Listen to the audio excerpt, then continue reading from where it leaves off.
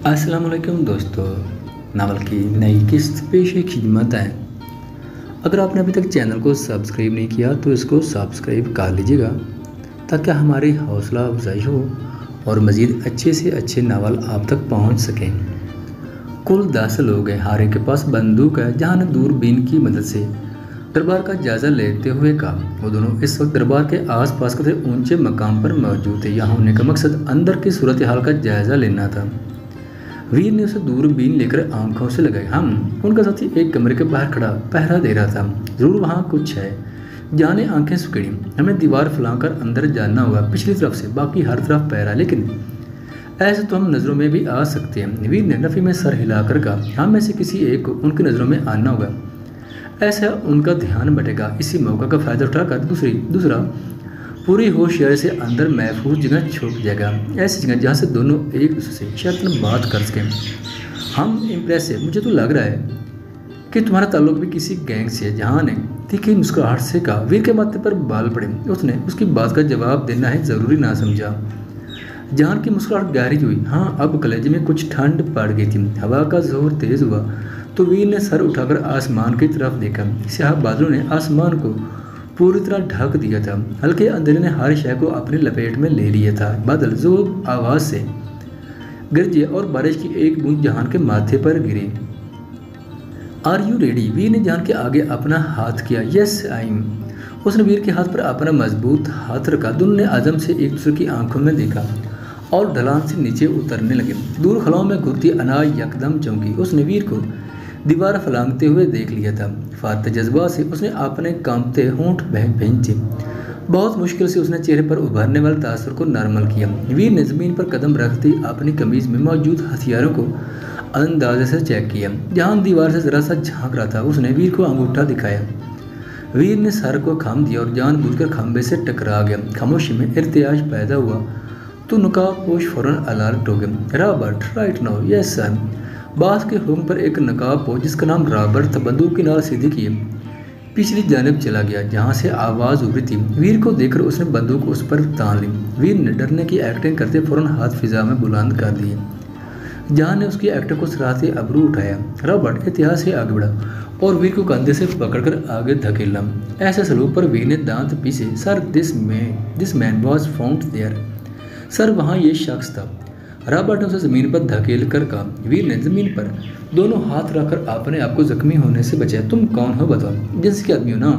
Mic नामी उनका सरबराह वीर की तरफ झुका। उससे इस्तफसार करने लगा। नहीं, मैं जिससे का आदमी नहीं हूँ, वीर ने पुरस्कून लहजे में कहा। एक जोरदार गुस्सा उसके मुंह पर लगा। गुस्सा इतना जोरदार था कि तकलीफ से उसकी आंखें सुर्ख हो गई। लोगों के खौफ और हरास में इजाफा हो गया। अना ने रहम का चेहरा अपनी तरफ मोड़ लिया ताकि वो वीर को देख ना सके। उसका दिल जोर शोर से धड़क रहा था। जाने अब क्या होने वाला था। उन सब का ध्यान बटा देखकर जहां दीवार से अंदर कूद गया और वहां नसब खंभों की ओट में होकर दबे कदमों आगे बढ़ने लगा। उसका हाथ बेल्ट में अड़सी हुई पिस्टल पर था। बकवास करता है साला। वो लोग समझते हैं कि हमारी खबर गिरी के लिए अपना बंदा भेजेंगे और हम समझ नहीं पाएंगे। उल्लू नजर आते हैं क्या हम तुमको? माइक ने उसके मुंह पर बूट की जोरदार ठोकर मारते हुए कहा। वीर कमर के बाल झुक गया। उसके मुंह से खून बहने लगा था। झुके झुके उसकी नज़र से हाथ जूतों पर पड़ी। उसके दिल खुशी से धड़क उठा। मतलब वो सही सलामत पहुंच चुका था। उसने ज़मीन पर धरी उंगलियों की फैक्ट्री बनाई। जहान ने उसका इशारा समझकर खंबे की ऊँट में होकर एक के बाद दीगरे 3 फायर किए। हाल में हड़बूंग मच गई। लोग अपनी जगह से खड़े हो गए। वीर ने फुर्ती से गन निकली और माइक के मुंह पर जोरदार लात मारकर उठ खड़ा हुआ। नकाबपोश ने जवाबन हमला कर दिया। दरबार गोलियों की आवाज़ से गूंजने लगा। जहां ने फुर्ती का मुजाहरा करते माइक की गर्दन में बाजू का शिकंजा तांग किया और पिस्टल को सर पर तान कर थाड़ा। खबरदार, अगर किसी ने हम पर गोली चलाई तो मैं इसका भेजा उड़ा दूंगा। माइक के पसीने छूट गए। उसने फौरन अपने आदमियों को इशारा किया। फेंक दो, सब बंदूकें नीचे फेंक दो। उसके आदमी ने हुक्म की तामील करते हथियार डाल दी। वीर फौरन मजमा की तरह बढ़ा। उठो, निकलो यहाँ से, सब भागो, जल्दी करो। वो नजर तेज से दौड़ाते रहम को ढूंढने लगा। लोग गिरते पड़ते बाहर की तरफ जाने वाले रास्ते को दौड़ने लगे। अन्ना ऐन का हाथ हमें तेज से वीर की तरफ बढ़ी। रहम को सही सलामत देकर वीर ने शुक्र का सांस लिया। जहान जो मुस्तैद सा माइक पर गन ताने खड़ा था अचानक लड़खड़ा गया। वो भी संभल भी ना पाता कि उसके सर पर भरपूर जरा पड़ी जिससे वो हवास होता ज़मीन बोस हो गया। चंद सेकंड में सूर्याराल का पानसा पलट गया। सिर्फ ज़रा सी गलती उन पर भारी पड़ी। उनके मुताबिक वो 10 लोग थे, लेकिन असल में वो 11 थे। बाहर सूरत हाल को बिगड़ता देखकर वो शख्स अंदर कहीं छुप गया था। अचानक उसने ताक कर वार किया, जो ठीक निशाने पर लगा। नकाबपोशों में हरकत हुई और उन्होंने तेज से बंदूकें थामकर बाहर निकलते लोगों पर फायर कर दी। चांद लोग अपनी जानी बचाकर भाग गए, जबकि उनमें से कुछ लोग लुगमा अजल बन गए। रॉबर्ट ने वीर को गर्दन से पकड़कर झटका और उसे पैर पे घाव से मारने लगा। अचानक पड़ने वाली उफ्तार पर वीर बौखला गया। रॉबर्ट ने उसके बाजू को मोड़ा और सियान के पिछली जानिब बने तय खाने में ले जाने लगा। एक साथी ने बेहोश हुए जहान को कंधे पर लाद कर उसकी तकलीद की। दूसरे दहशतगर्दों ने बाकी मादा लोगों पर काबू पा लिया। अनाक का दिल धाड़े मारकर रोने को चाहा। उसने एन को अपने पीछे छुपा लिया। अल्लाह, अब क्या होगा? क्या करूं मैं? ये सब क्या होगा? प्लीज़ हम साहब की हिफाजत करें। परेशानी से सोचते हुए सूरा से एक ख्याल उसके जहन की स्लेट पर नाक्श हुआ। एन, उसका ध्यान रखना, मैं अभी आई। रैम को उसके हवाले करके वो खड़ी होगी। मुझे वाशरूम जाना है, उसने इल्तिजाई लहजे में कहा। रॉबर्ट ने माई की तरफ देखा। चलो, कोई होशियारी करने की ज़रूरत नहीं है। उसके खिलाफ लहजे पर अना ने सूखा हल्का तर किया। उसकी तकलीद में वो कदरे कोने में बने बाथरूम तक आई। कितनी देर लगेगी? बस 5 मिनट, अना ने जल्दी से जवाब दिया। ओके। उसको जवाब देकर वो कदरे दूर जाकर खड़ा हो गया। उसके ख्याल में एक बालिश भर छोकरी क्या कर सकती थी। अना ने उसे मुड़ते देखकर तेज से रुख बदला। वो नजर बचाती तेज से तय खाने की सीढ़ियाँ उतरने लगी। 1 मिनट। वो भी आधी सीढ़ियाँ ही उतर सकित की उसकी नज़र एक कमरे पर पड़ी, जिसके खुले दरवाजे से असला नजर आ रहा था। उसने चंद सेकंड की देर किए बगैर जो हाथ में आया उठा लिया और तेज से तय खाने की सीढ़ियाँ उतर गई। 2 मिनट। नीचे आकर उसने वाहिद कमरे में झांका। जहान, वीर और जहान आधमुए पड़े थे। उनके जिस्म शर्ट की कैद से आज़ाद थे, जिस पर जगह जगह जख्मों के निशान थे। उन्हें बुरी तरह पीटा गया था। वो अनसुरक्षित थी, जल्दी से कमरे में दाखिल हुई। उनके पास ज़मीन पर बैठकर वो उन्हें पुकारने लगी। हाँ, शाहवीर उठे। 2.5 मिनट, जल्द के मेरे पास ज़्यादा वक्त नहीं है। दोनों के वजूद में जुम्बिश हुई। आंखें खोलते वो बेयकीनी की कैफियत में उसे देखे गए। यकीनन कुदरत उनका साथ दे रही थी, वरना अब उन्हें अपने बचने की कोई उम्मीद नजर न आ रही थी। अना ने साथ लाए असलम से चाकू पकड़ा और तेज से उनके हाथ पर बंदी रस्सी काटी। 3 मिनट, मैं इतना ही कर सकती थी, मेरे पास वक्त नहीं, अल्लाह आपकी मदद करे।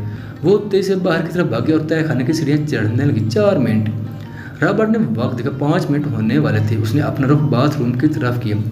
उसने एहतियातन दाएं बाएं झांका। वो दरवाजे पर दस्तक देने ही लगा था कि बाथरूम का दरवाज़ा खुला और अनाब बाहर निकली। उसका दिल बिलियों उछल रहा था। उसे अब तक यकीन नहीं आ रहा था कि वो वहाँ से सही सलामत वापस आ गई थी। अब भी आप कहाँ गई थी? मुझे बहुत डर लग रहा है। हान को ले गए वो लोग।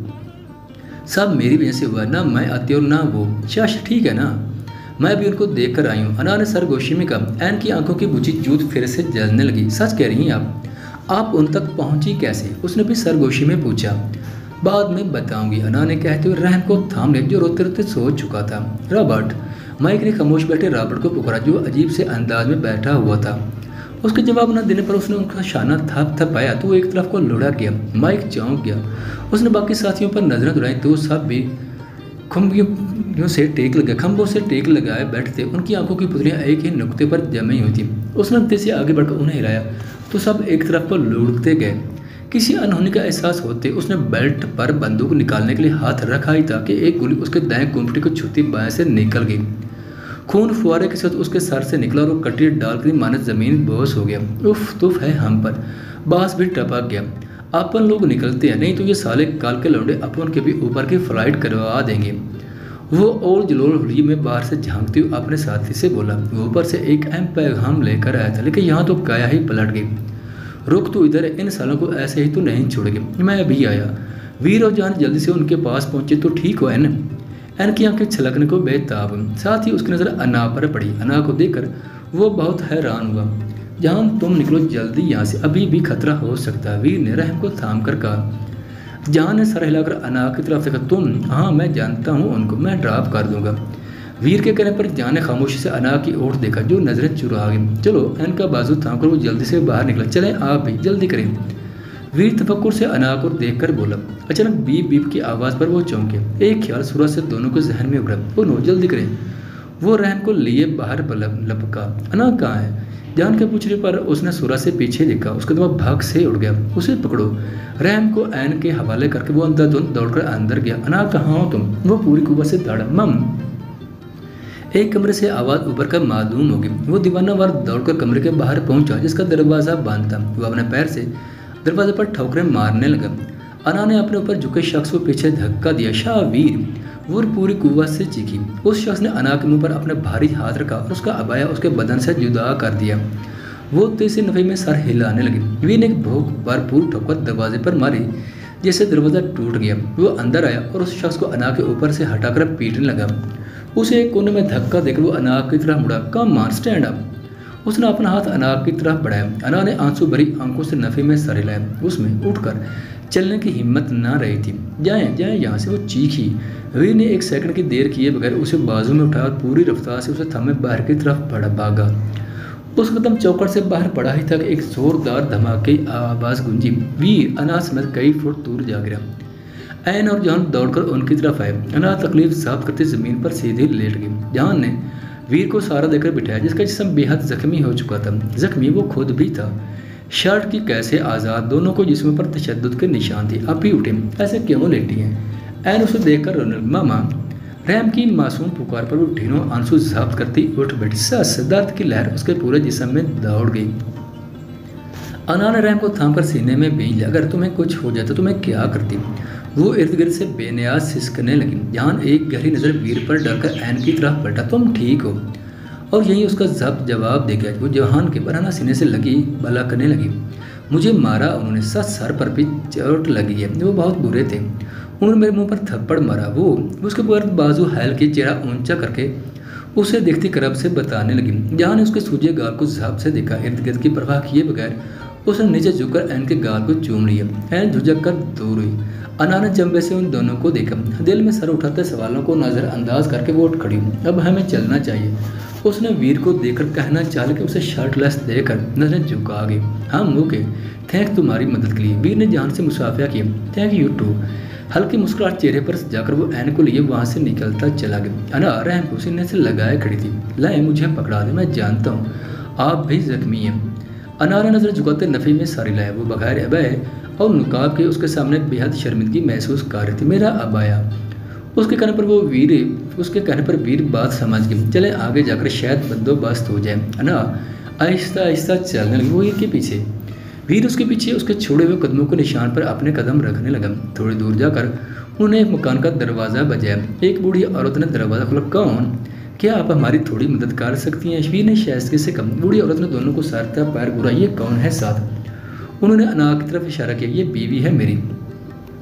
उसने मुस्कुराहट दबाकर कहा। अना ने चौंक कर उसे देखा, फिर शर्म से सर झुका लिया। आओ अंदर। उन्हें रास्ता देकर वो एक तरफ खड़ी हो गई। एक कमरे में उन्हें बिठाकर उन्होंने मदद के बारे में पूछा। हम एक हादसे का शिकार हुए, हमें आपसे बस इतनी मदद चाहिए। क्या आप उन्हें उड़ने के लिए कोई चादर दे दें? वीर ने उसे एक नज़र देख कर कहा। बूढ़ी औरत जाकर चादर ले और एक शर्ट वीर की तरफ बढ़ाई जो कदरे पुरानी लगती थी। लो, ये तुम भी पहन लो, मेरे मरहूम खामैद की है। वीर ने शुक्रिया अदा करके शर्ट पहन ली। तब तक अना भी चादर ओढ़ चुकी थी। बहुत शुक्रिया आपका, अब हम चलते हैं। वीर की तकलीद में अना भी रहम को थामे उठ खड़ी हुई। हाँ, खैर से जाओ और अपनी बीवी का ख्याल नहीं रखते तुम? कैसे सूखी सड़ी सी है, मियाँ कुछ ख्याल करो। जी। वीर ने सर झुकाकर लबों पर उमड़ आने वाली मुस्कान को छुपाया। अना अपनी इज्जत अफजाई पर बाहर निकल गई।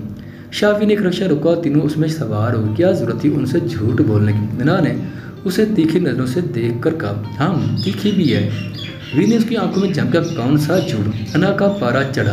बीवी वाला झूठ। वो सुलाग कर बोली। ऐसा भी क्या गलत है अगर ऐसा हो जाए? वीर ने गंभीर आवाज़ में कहा। तो अना सुर्ख पड़ गई। उसने तेजी नज़रों को जाविया मुड़ा। वीर ने महसूस होकर उसे देखा। बाबा।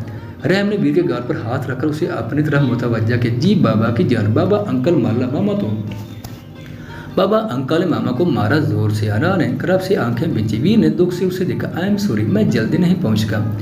मेरी वजह से नहीं, आपका क्या कसूर? अना ने उसकी बात काट कर कहा। आपका बहुत शुक्रिया कि आपने रहम की हिफाजत की। मेरे पास अल्फाज नहीं है। मैं उसकी ज़रूरत नहीं, वो मुझे भी बहुत प्यारा है। उससे जवाब देकर उसने रक्षा रोकने का कहा। बस यहीं उतार दे। उंगली से नकाब दुरुस्त कर